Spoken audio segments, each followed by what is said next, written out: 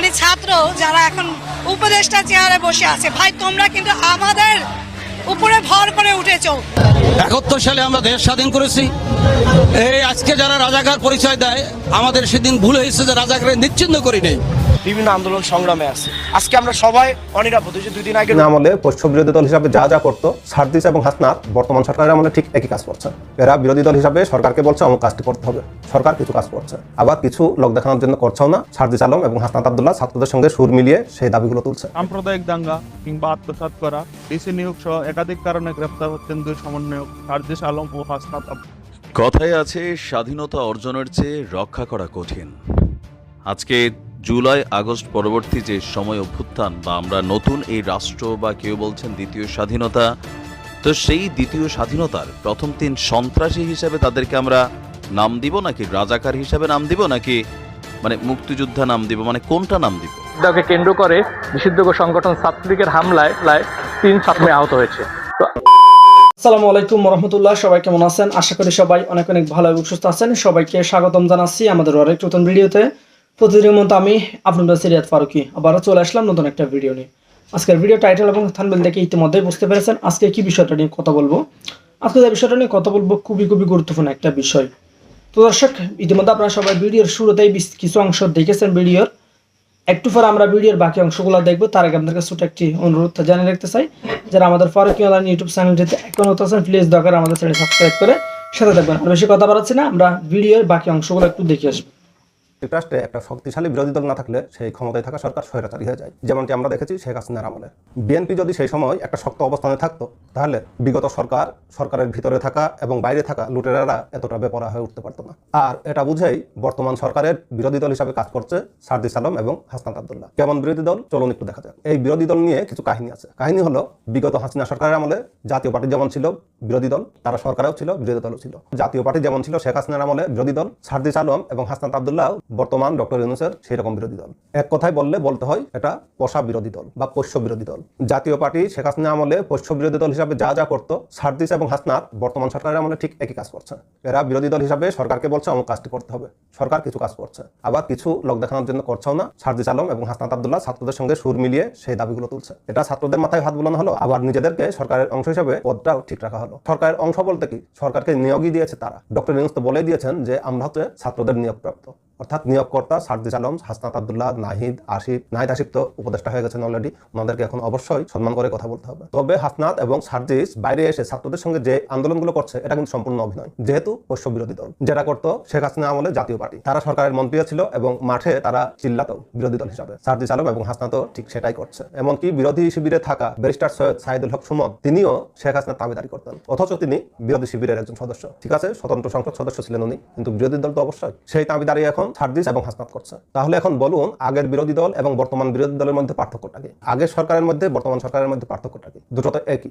আগের সরকার যেমন ছিল, বর্তমান সরকার কিছু কিছু দিকে আরো খারাপ গেছে, যেমন জিনিসপত্রের দাম, জানমালের নিরাপত্তা, ছাত্রদের লেখাপড়া শিখে উঠেছে, জীবন নিরাপত্তাহীনতায় ভুগছে, আইন শৃঙ্খলার চরম অবনতি হয়েছে, আর হয়েছে রাষ্ট্রীয় সম্পদ ধ্বংস।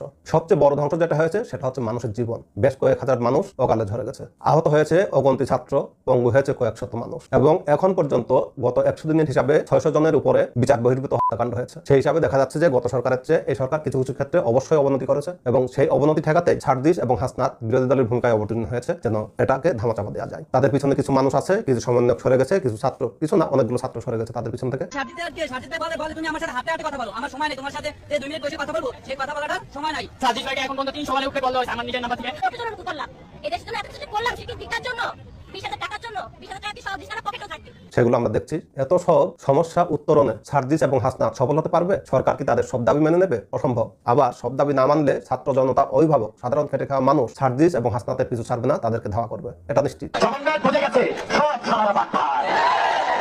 বেশি লজ্জা লাগে আমার ওই দুজন মানে ছাত্র যারা এখন উপদেষ্টা চেয়ারে বসে আছে, ভাই তোমরা কিন্তু আমাদের উপরে ভর করে উঠেছো।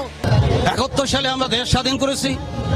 এই আজকে যারা রাজাকার পরিচয় দেয়, আমাদের সেদিন ভুল হয়েছে যে রাজাকারের নিশ্চিহ্ন করি নেই।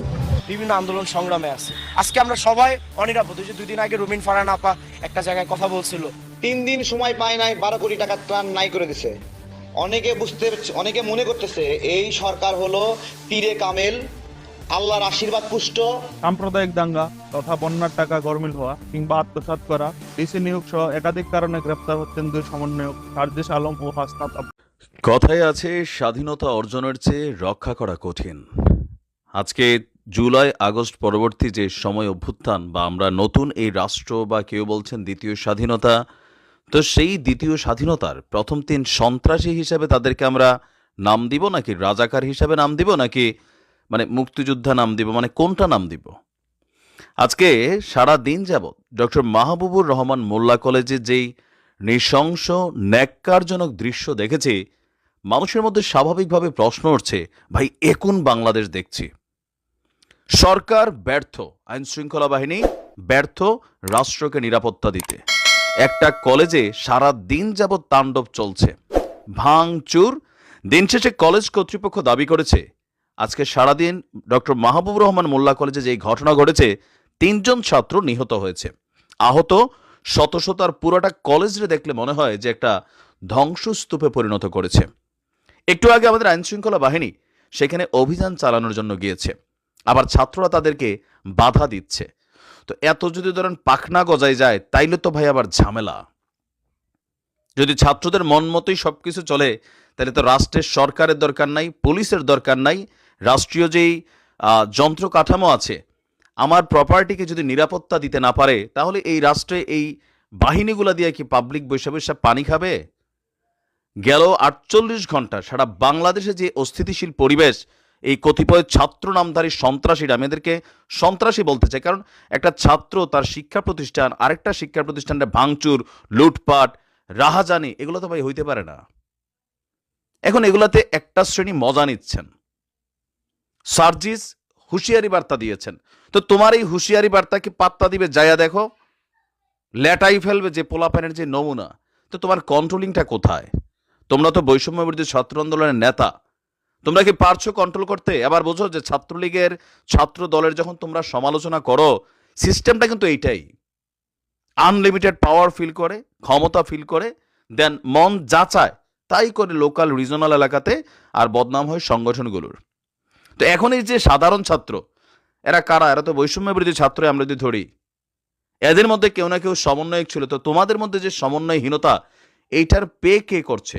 নামি দামি স্কুল কলেজ প্রতিষ্ঠানগুলোকে ধ্বংস করে দেওয়া হচ্ছে। এখন তোমরা বলবা এদের মধ্যে ছাত্রলীগ ঢুকে গেছে, এইসব অভ্যাস বাদ দাও।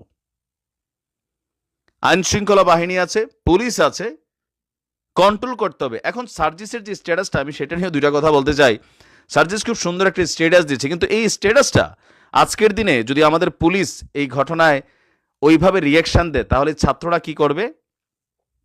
সার্জিস বলছে যে রাষ্ট্রে অস্থিতিশীলতা, দুর্বৃত্তায়ন বা নৈরাজ্য সৃষ্টিকারীদেরকে আইন শৃঙ্খলা বাহিনী কর্তৃক মানে রাষ্ট্রের সুরক্ষা দিতে হবে। তো সুরক্ষা দিতে গেলে পুলিশকে গুলি করতে হবে, কারণ এই যে ছাত্ররা এদের অ্যাক্টিভিটিস দেখছেন আপনারা যারা করছে, আসলে কি ছাত্র নাকি টোকাই নাকি কোনো দলীয় কর্মী?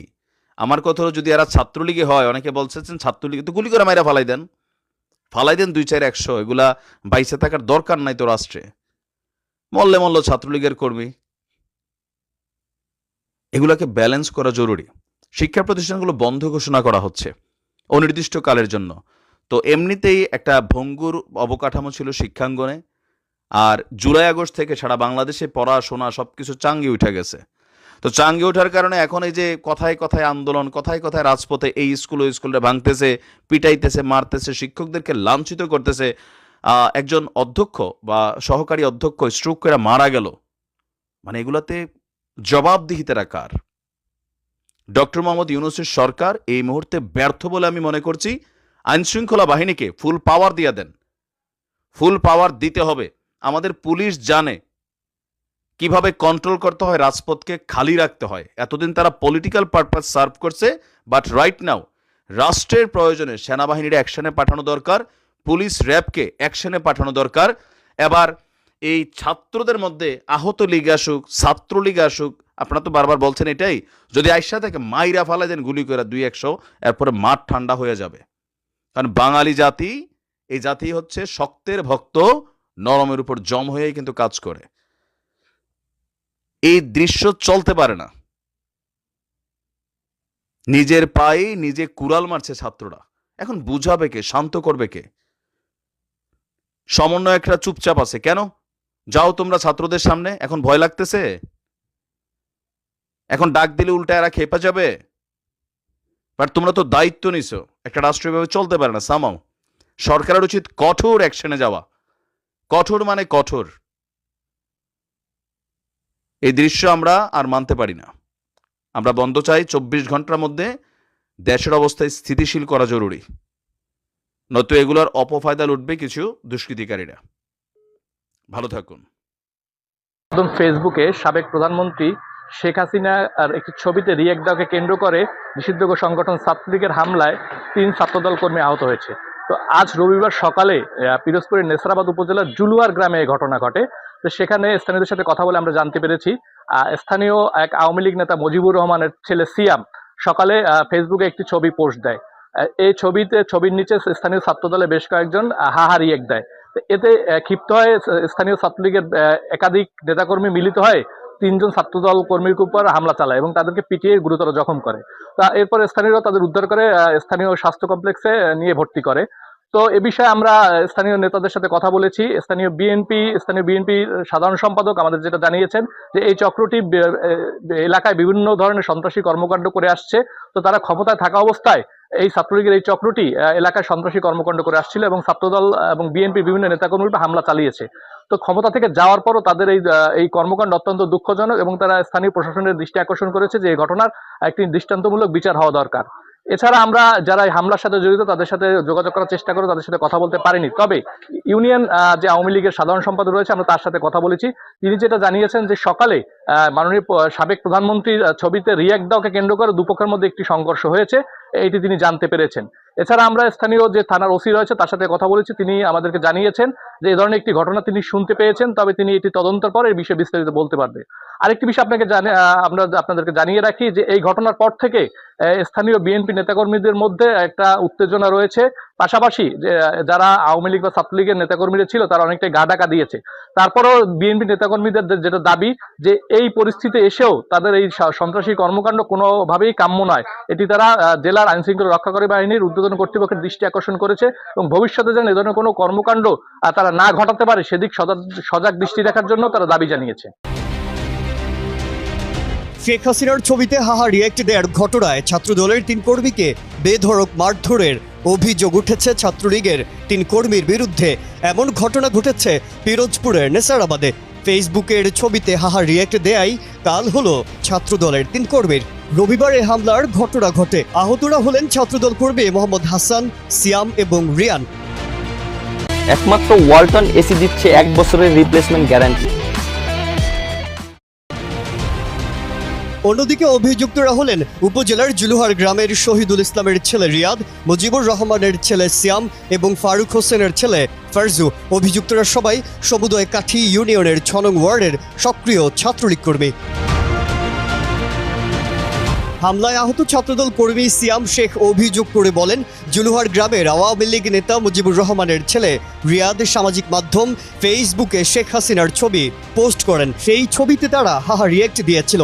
এ কারণে রবিবার সকালে জুলুহার বাজারে 10 থেকে 12 জন ছাত্রলীগের লোকজন রড দিয়ে তাদের উপর হামলা চালায়। আরেক আহত ছাত্রদল কর্মী মোহাম্মদ হাসান বলেন, রিয়াদ তার বাহিনী নিয়ে হামলা চালায়।